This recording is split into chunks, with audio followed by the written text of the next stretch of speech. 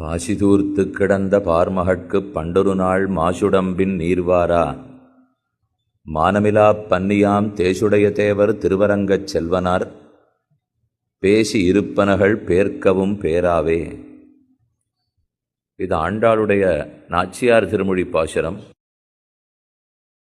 திருவரங்கச் செல்வனார் வராகப் பெருமானாக அவதரித்த போது அவன் என்னவெல்லாம் உபதேசித்தானோ அவை அசைக்க மாட்டாத உண்மை.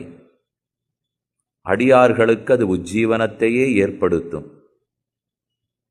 பார்மகளிடத்தே அதீத காதல் கொண்டவன் வராகப் பெருமான்.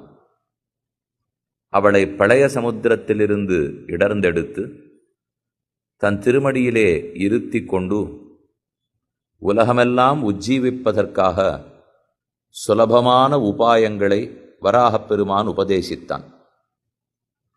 அப்போது அந்த பிராட்டி விஷயத்தில் நம்பாடுவான்கிற தன்னுடைய பக்தனுடைய சரித்திரத்தை ஆனந்தமாக பகவான் எடுத்து உரைக்கிறார்.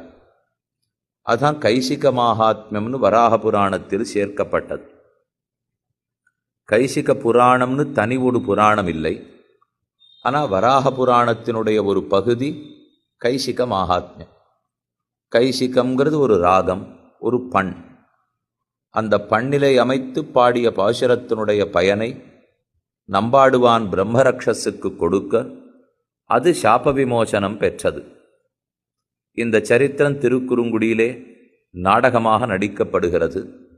அதே போல ஸ்ரீரங்கத்தில் கைசிக ஏகாதசி துவாதசி அன்றைய தினம் பட்டர்களுடைய திருவம்சத்தவர்களாலே பெருமான் முன்னே விண்ணப்பம் செய்யப்படுகிறது.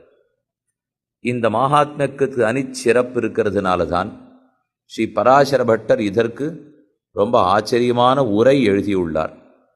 அதை ஆதாரமாக கொண்டு ஸ்லோகார்த்தங்களை நேற்றைக்கு நாம் அனுபவிக்க ஆரம்பித்தோம். வராகப் பெருமான் தன் ஆட்சியாரான பூமாதேவியினிடத்திலே சொல்லுகிறார், என்னுடைய சிஷ்யன் பரமபக்தன் நம்பாடுவான்.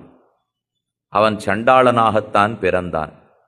நாயை சமைத்து உண்ணக்கூடியவன்தான். ஆனாலும் அவன் என்னுடைய பக்தன் ஆகிறான். நான் அவனை ஒரு நாளும் கைவிடுவதில்லை. அந்த பக்தனுடைய பிரபாவத்தை உனக்கு சொல்லுகிறேன் கேள் என்று சொல்ல ஆரம்பிக்கிறார். அதனுடைய முதல் ஸ்லோகமும் ரெண்டாம் ஸ்லோகமும் மட்டும் நேற்றைக்கு பார்த்துருக்கிறோம். அந்த ஸ்லோகத்தை மட்டும் சொல்கிறேன். மேலே மூணாவது ஸ்லோகத்திலிருந்து பொருள் பார்க்கலாம். ஜாகரேது விஷாலாட்சி ஜானதோவாப்யஜானதா யோமே பிரகாயத்தே கேயம்